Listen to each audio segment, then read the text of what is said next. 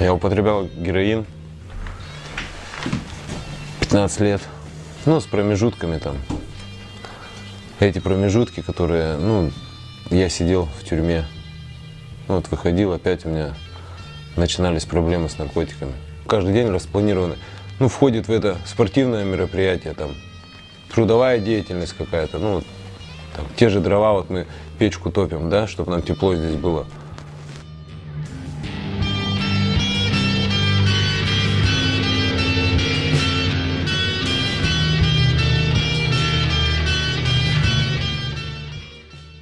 Мы формируем актив молодежи, волонтеров, да, которые проходят обучение по программам профилактики наркомании и учат говорить «нет», да, когда тебе предлагают наркотики.